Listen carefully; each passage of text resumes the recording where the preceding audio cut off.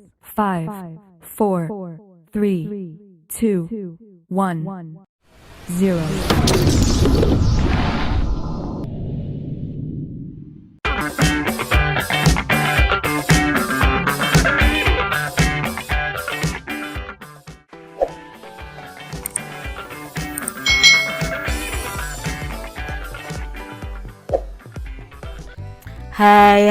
Hai. Selamat datang di channel YouTube Kak Citra. Apa kabar adik-adik semuanya? Kak Citra berharap kalian dalam keadaan yang baik, sehat, dan siap untuk belajar ya. Hari ini kita akan belajar bersama-sama di tema 8, daerah tempat tinggalku, subtema 1, lingkungan tempat tinggalku, pembelajaran yang kedua.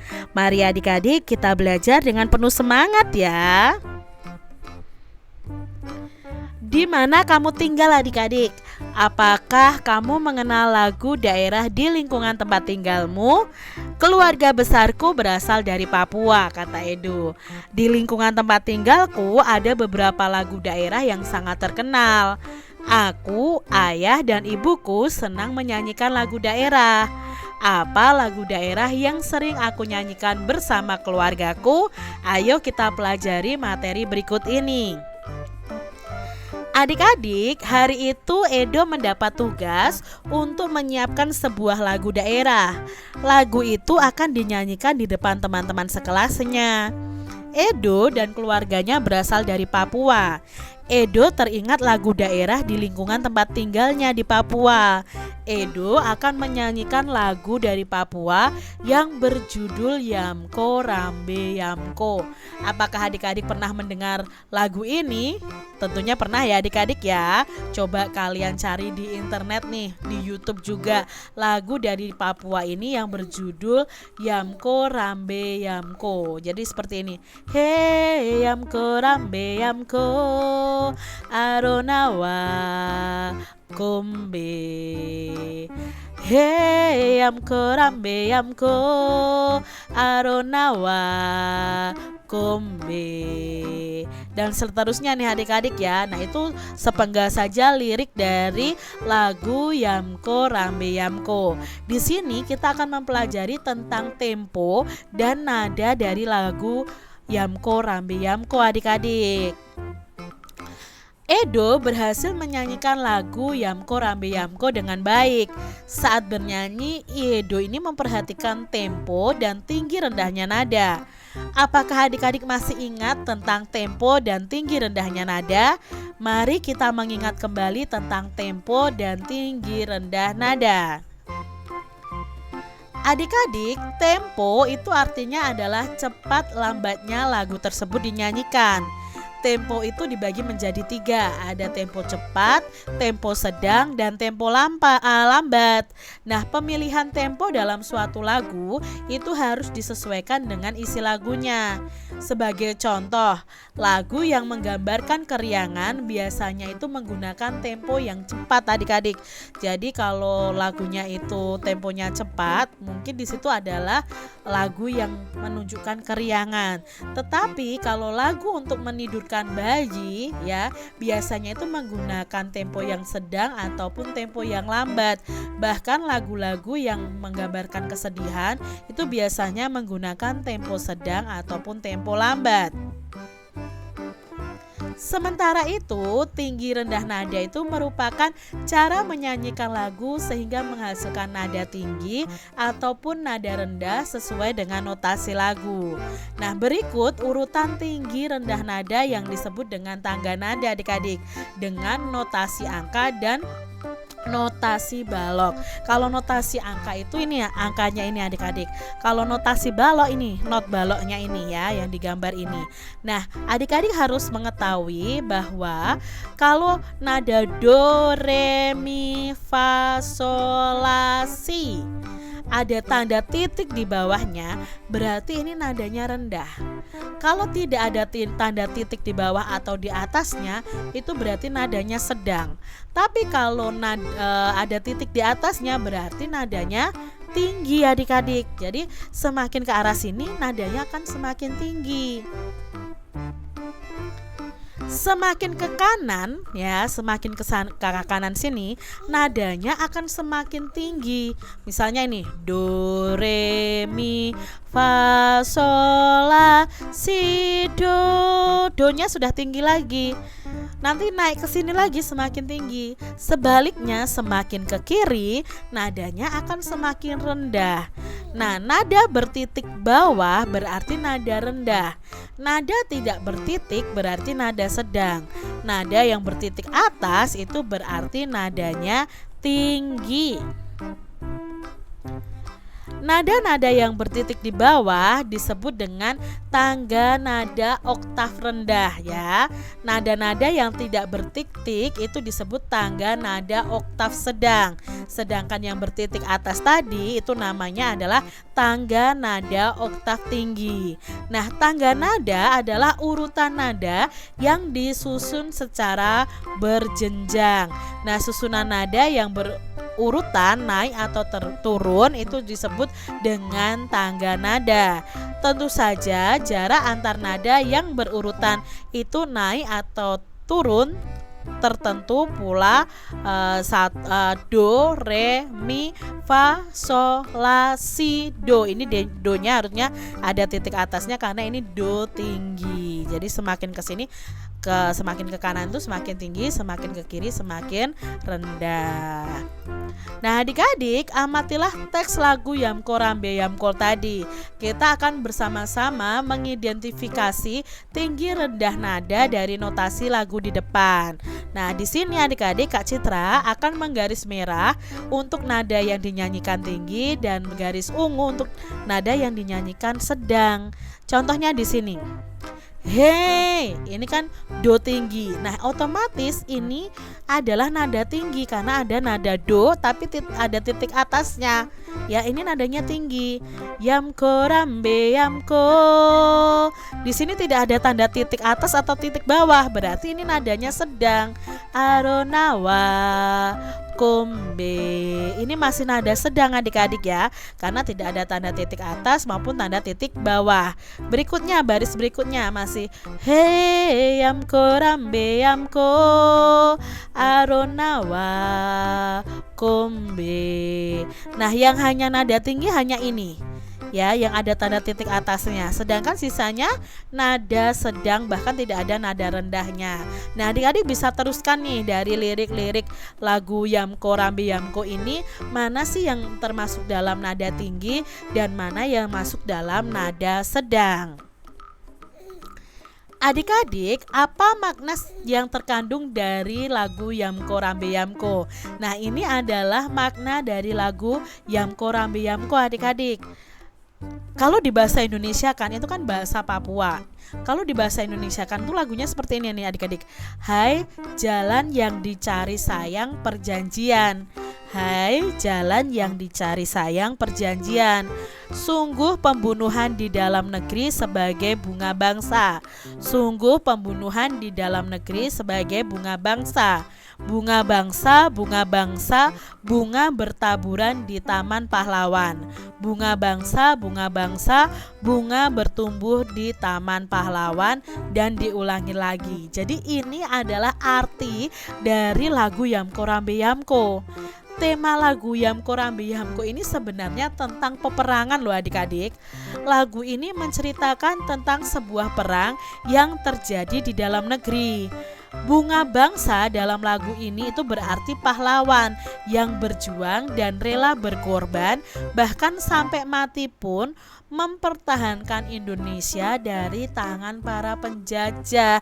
Jadi ini adalah makna dari lagu Yamko Rambe Yamko. Adik-adik, Edo bernyanyi Yamko Rambe Yamko dengan penuh semangat dan percaya diri. Tidak disangka setelah semua teman bernyanyi, Bu Guru ini menceritakan mengenai cerita rakyat Papua.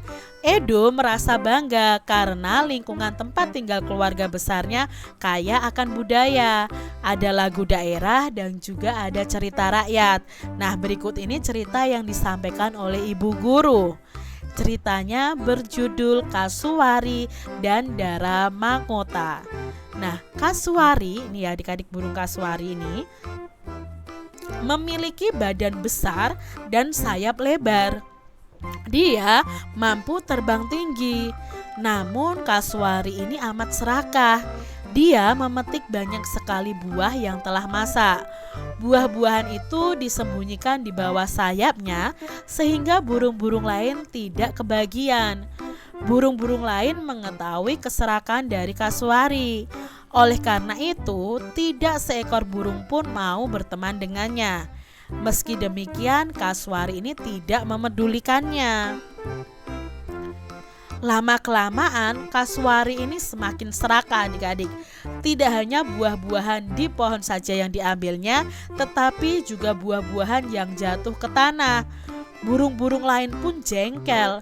Mereka mencari cara agar kasuari sadar dari sifat serakahnya. Nah, di sini burung dara mahkota sedang berbicara dengan burung-burung yang lain. Bagaimana jika lomba terbang? Siapa yang mampu terbang tinggi dan paling jauh, dialah pemenangnya. Kalau kasuari kalah, dia tidak boleh mencurangi kita lagi, usul dara mahkota. Lalu kata burung pipit, siapa yang berani melawan kasuari? Badannya besar, sayapnya lebar. Sekali mengepakkan sayap, dia pasti bisa terbang jauh. Kita tidak akan menang, kata burung pipit. Adik-adik sedikit pesimis ya. Nah, lalu burung dara mahkota ini berkata, ingat, kita harus menggunakan akal. Serahkan semuanya kepadaku. Aku akan melawannya dalam perlombaan ini, kata burung dara mahkota. Lalu di sini teman-teman dara mahkota saling berpandangan. Mereka bertanya-tanya dalam hati, mungkinkah dara mahkota yang bertubuh kecil dapat mengalahkan kasuari yang bertubuh besar? Lalu dara mahkota ini menyampaikan tantangannya kepada kasuari. Kasuari menyetujui tantangan dari dara mahkota. Saat pertandingan tiba, semua burung hadir untuk menyaksikannya. Dengan sombongnya, kasuari ini menertawakan dara mahkota. Sudahlah, kamu menyerah saja daripada mendapat malu, kata kasuari. Siapa yang tertawa belakangan, dia yang menang, kata dara mahkota. Lalu adik-adik, kasuari dan dara mahkota pun bertanding. Mereka melesat dengan kencang. Kasuari terbang cepat sekali. Sesekali kasuari menoleh dara mahkota yang berada di belakangnya. Dia takut jika dara mahkota ini menyusulnya adik-adik. Saat asik menoleh, tiba-tiba brak! Kasuari menabrak batang pohon. Sebelah sayapnya pun patah. Semua yang hadir tertegun. Tetapi kasuari tak mau menyerah. Dia berusaha bangkit dan mengepak-ngepakkan sayapnya. Sayangnya dia terus terjatuh dan menggelepar di tanah. Sementara dara mahkota terus melesat jauh meninggalkan kasuari.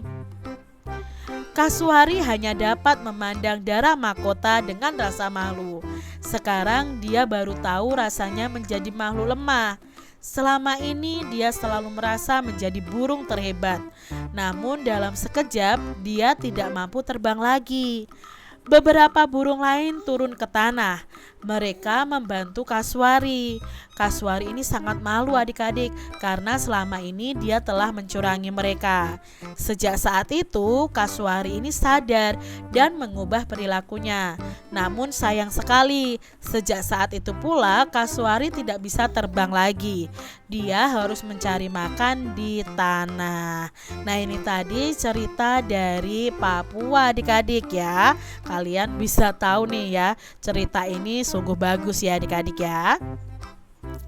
Nah adik-adik, pada pembelajaran 1 kemarin kalian sudah belajar tentang asal mula Telaga Warna yang merupakan contoh cerita fiksi. Tentunya kalian masih ingat ya, cerita fiksi itu cerita berdasarkan khayalan dari pengarangnya. Nah di sini Kita akan melakukan kegiatan ini bersama-sama adik-adik.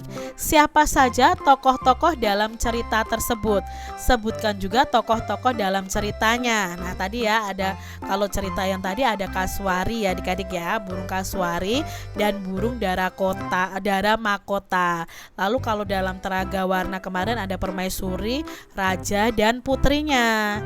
Nah ada berbagai jenis cerita fiksi, diantaranya cerita rakyat, cerpen dan novel. Adapun jenis cerita rakyat itu ada cerita jenaka, mite, fabel, legenda, dan saga atau sage ya. Nah, di sini adik-adik kita akan pelajari satu persatu. Yang pertama ada cerita jenaka. Nah, cerita jenaka ini adalah cerita pendek yang berisi kebodohan atau kecerdikan seseorang dan menimbulkan senyum atau tawa bagi pembaca atau pendengarnya. Contoh dari cerita jenaka ini adalah Pak Bandir, Pak Belalang, dan Lebay Malang. Lalu ada juga si Kabayan. Jadi ceritanya ini menimbulkan gelak tawa untuk orang-orang yang membaca ceritanya. Berikutnya ada mite ya. Nah, mite ini adalah cerita yang berhubungan dengan kepercayaan suatu benda.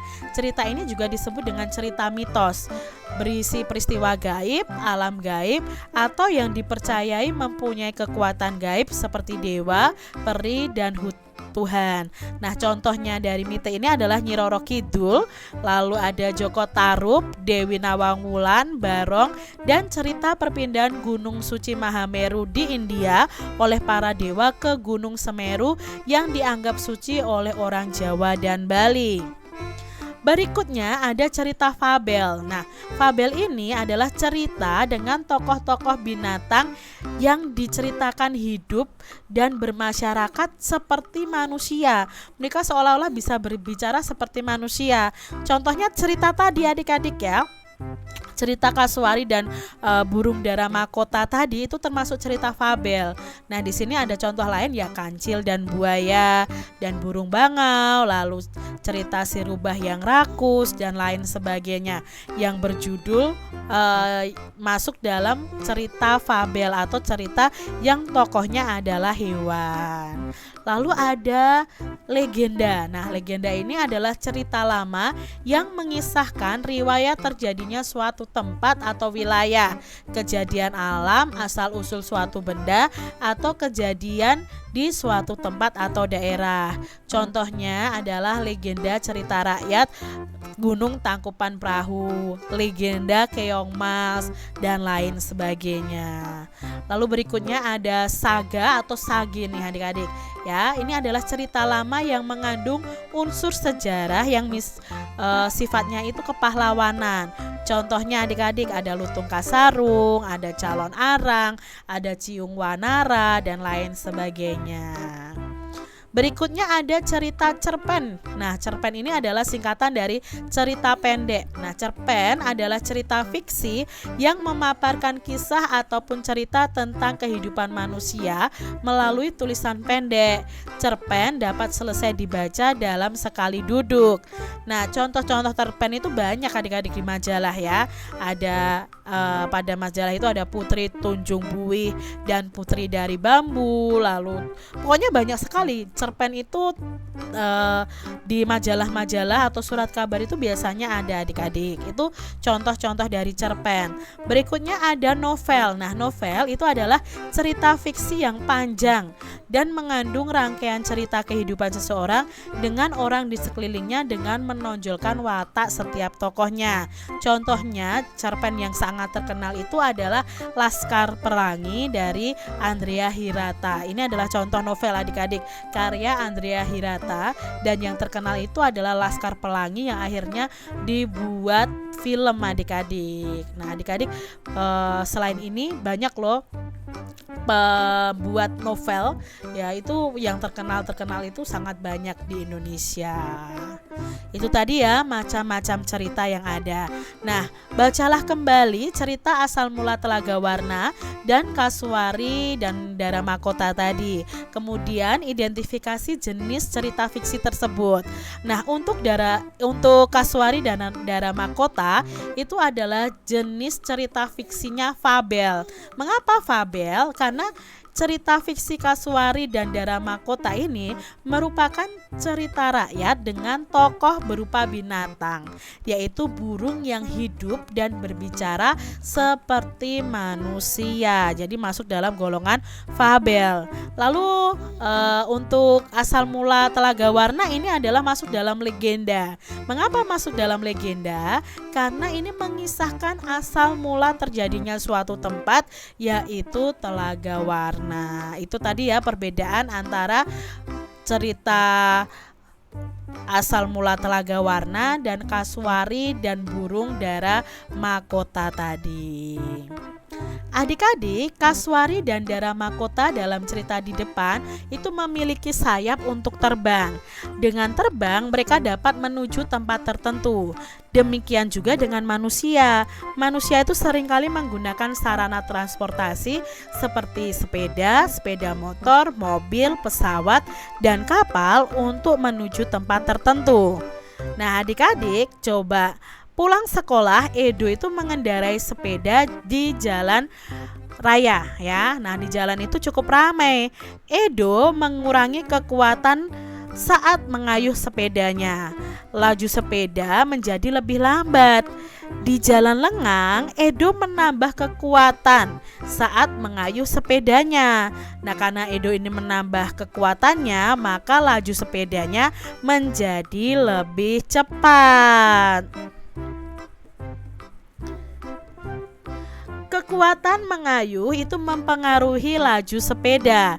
Saat Edo mengurangi kekuatan dalam mengayuh sepeda, Edo telah mengurangi gayanya.